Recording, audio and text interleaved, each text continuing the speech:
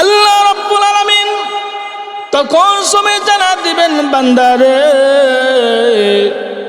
ভয় নাই লা খাউফুন আলাইহিম ওয়ালা হুম ইয়াহজানুন। আল্লাহ বলে বান্দা ভয় নাই রে, তুমি জান্নাতে চলে এসেছো, আমাকে সন্তুষ্ট করে এসেছো, এবার তোমার কোনো ভয় নাই, তোমার কোনো চিন্তা নাই, তোমার কোনো টেনশন নাই। আজরাইল আর তোমার কাছে যাবে না, আজরাইল আর তোমার জানও কবজ করবে না। এই কথা বলে জান্নাত আর জাহান্নামের মধ্যখানে মৃত্যুটাকে দুম্বা বানাইয়া আল্লাহ জবাই করে দিয়ে বলবে, মৃত্যু নামক সেই জিনিসটাকে আমি জবাই করে দিয়েছি, আর কোনোদিন মৃত্যু নামক সেই নাম আর জিনিস আসবে না। আর কি আল্লাহ রাব্বুল আলামিন জান্নাতের মধ্যে যা দিবেন সেগুলা নিয়ে যায়, এই চিন্তাই টেনশন। আল্লাহ রাব্বুল আলামিন বলেন, বান্দারে চিন্তা করিস না, টেনশন করিস না, আমি আল্লাহ যা দিয়েছি তা নিব না। তোমাকে যা দিয়েছি সবগুলো শুধু দিয়েছি এমন না, আরো যা চাইবে তা আমি আল্লাহ তোমাকে দান করব। আল্লাহ রাব্বুল আলামিন আল্লাহর নবীকে জানায় দেন, নবী গো পৃথিবীর মানুষদেরকে জানায় দেন, তারা যদি আমার সন্তুষ্টি পেতে চায়, তারা যদি আমি আল্লাহর সন্তুষ্ট পেতে চায়, আমি আল্লাহর ভালোবাসা পেতে চাই, তাহলে তারা যেন আপনার অনুসরণ করে। যারা আপনার অনুসরণ করবে, আপনার অনুকরণ করবে, আমি মহান আল্লাহ তাদের প্রতি সন্তুষ্ট হয়ে যাব।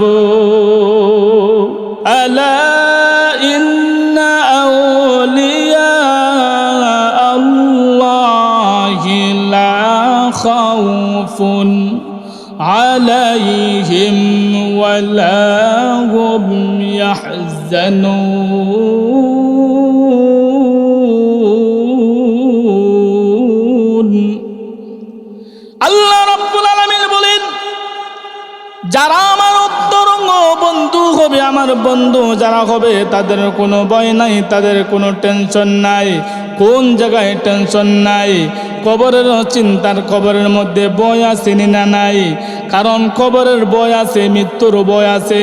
মৃত্যুর সময় আল্লাহ রাব্বুল আলামিন পক্ষ থেকে, আল্লাহ রাব্বুল আলামিনের পক্ষ থেকে আল্লাহ পাকের সন্তুষ্টির কথা জানায় দেওয়া হবে। আর কি পাবে? পিছনে হইল চিন্তা থাকে, চিন্তাটা থাকে পিছনে, ভয়টা থাকে সামনে। পিছনের চিন্তা কি? পিছনের চিন্তা হলো, আমি দুনিয়াতে থাকলাম, আল্লাহর সন্তুষ্টির মধ্যে থাকলাম, আল্লাহর সন্তুষ্ট করতে যাইয়া দুনিয়াতে কোনো কিছু করতে পারি নাই।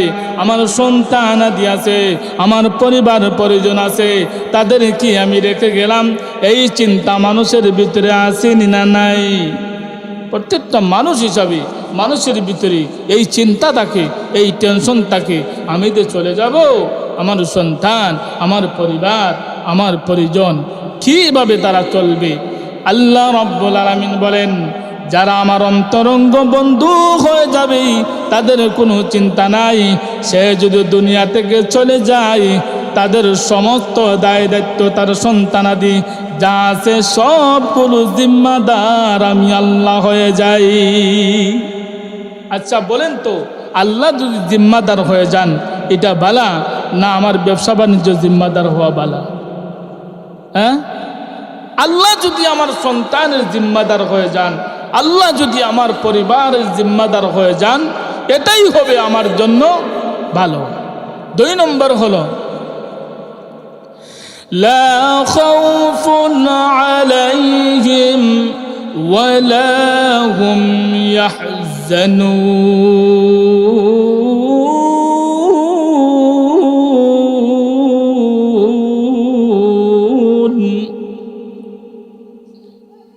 2 নম্বর ভয় হলো কবর, 3 নম্বর ভয় হলো জান্নাতে যাওয়ার পরে একটা ভয় থাকবে। জান্নাতে যাওয়ার পরে তার ভয় কি? জান্নাতে যাওয়ার পরে ভয় হইল আজরাইল নিয়ে আবার আইল। দুনিয়া তো আজরাইল আইছে, এই কথা তার স্মরণ করবে। আজরাইল নিয়ে আবার আইল, আর যা দিছে জান্নাতে এগুলো নিয়ে আবার নিয়ে যায় না। কারণ তার ভিতরে থাকবে দুনিয়ায় যা কিছু করছিলাম আসিল, এগুলো তো সব গেছে গা। আজরাইলও তো এটা আমারও নিয়ে গেছে গা। জান্নাতে যাওয়ার পরে তার ভিতরে একটা ভয় থাকবো যে আবার নিয়ে আমার মৃত্যু বরণ করতে হয়, আজরাইল নিয়ে আবার রায়, আর আমার নি আবার আমার যা দেওয়া হয়েছে তা কি আবার নিয়ে যায়, এই ভয় থাকবে তার ভিতরে। আল্লাহ রাব্বুল আলামিন তখন সময় জানা দিবেন, বান্দারে ভয় নাই, ভয় নাই, লা খাউফুন আলাইহিম ওয়ালা হুম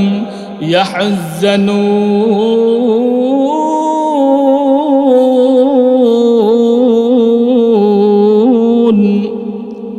আল্লাহ বলে, বান্দা ভয় নাই, ভয় নাই রে, তুমি জান্নাতে চলে এসেছো, আমাকে সন্তুষ্ট করে এসেছো, এবার তোমার কোনো ভয় নাই, তোমার কোনো চিন্তা নাই, তোমার কোনো টেনশন নাই। আজরাইল আর তোমার কাছে যাবে না, আজরাইল আর তোমার জানও কবজ করবে না। এই কথা বলে জান্নাত আর জাহান্নামের মধ্যখানে মৃত্যুটাকে দুম্বা বানাইয়া আল্লাহ জবাই করে দিয়ে বলবে, মৃত্যু নামক সেই জিনিসটাকে আমি জবাই করে দিয়েছি, আর কোনোদিন মৃত্যু নামক সেই নাম আর জিনিস আসবে না।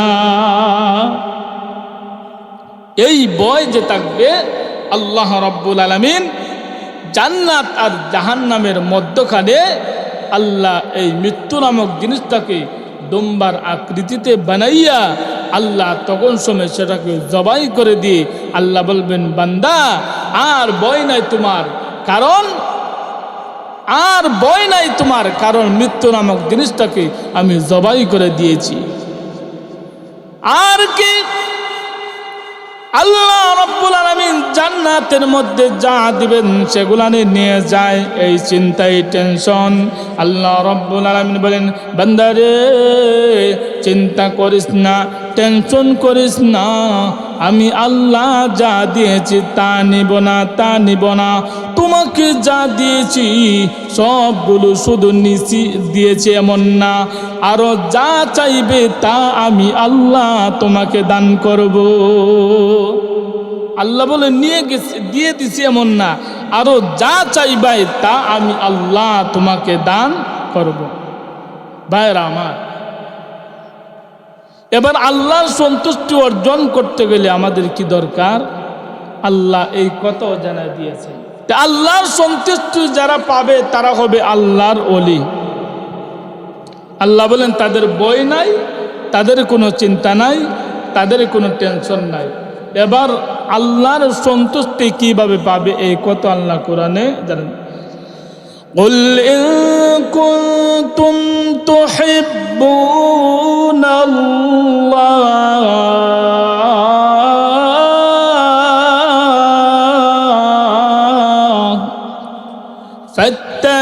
فاتبعوني يحببكم الله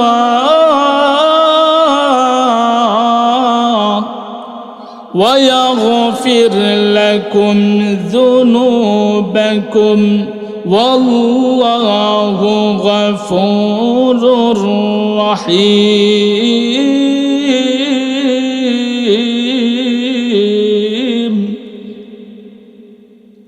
আল্লাহর সন্তুষ্টি কিভাবে পাবো এটা আরেক আয়াতে আল্লাহ বলেন। আল্লাহ রাব্বুল আলামিন আল্লাহর নবীকে জানা দেন, নবী গো পৃথিবীর মানুষদেরকে জানা দেন, তারা যদি আমার সন্তুষ্টি পেতে চায়, তারা যদি আমি আল্লাহর সন্তুষ্ট পেতে চায়, আমি আল্লাহর ভালোবাসা পেতে চাই, তাহলে তারা যেন আপনার অনুসরণ করে, আপনার অনুসরণ করে। যারা আপনার অনুসরণ করবে, আপনার অনুকরণ করবে, আমি মহান আল্লাহ তাদের প্রতি সন্তুষ্ট হয়ে যাব। ভাইরা আমার, তাহলে আল্লাহর সন্তুষ্টির পথ কোনটা? রসুলের আদর্শ, রসুলকে অনুসরণ, রসুলকে অনুকরণ করার মাধ্যমে আল্লাহর সন্তুষ্টি। রসুলকে মহব্বত করলে, রসুলকে ভালোবাসলে আল্লাহ বলে ইউহিব্বুকুমুল্লাহ।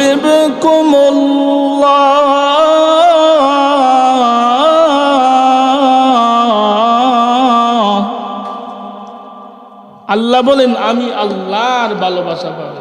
কার ভালোবাসা পাবো? আরো জোরে কোন, কার ভালোবাসা পাবো? আল্লাহর ভালোবাসা পাবো। আল্লাহর ভালোবাসা পেলে কি হবে?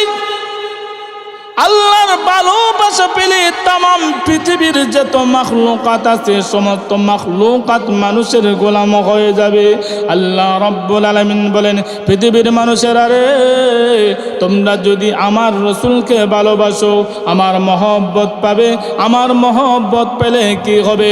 আল্লাহ যখন কোনো মানুষকে ভালোবাসেন, মানুষকে ভালোবাসার সাথে সাথে জিবরাইলকে জানায় দেন, তখন সময় জিবরাইল ওই মানুষটাকেও ভালোবাসতে থাকে। জিবরাইল তখন সবাই ভালোবাসতে থাকে। তাহলে আল্লাহর ভালোবাসা পেতে গেলে রসুলের আদর্শ মানতে হবে, রসুলকে ভালোবাসতে হবে, রসুলকে মহব্বত করতে হবে। রসুলকে ভালোবাসলে, রসুলের আদর্শ মানলে তখন সময় আল্লাহর ভালোবাসা পাওয়া যাবে। আর আল্লাহর ভালোবাসা যারা পাবে, আল্লাহ যাদের প্রতি সন্তুষ্ট হয়ে যাবে, তারাই আল্লাহর ওলি হয়ে যাবে। ভাইয়ের আমার, বিষয়টা আরও অনেক লম্বা ছিল, কথা ছিল, কিন্তু সময় যেহেতু শেষ, গুছায় বলতে গেলে লম্বা সময় দরকার। আল্লাহ পাক রব্বুল আলামিন যদি অন্য কোনো সময় তৌফিক দান করেন তাহলে ইনশাল্লাহ আলোচনা করব।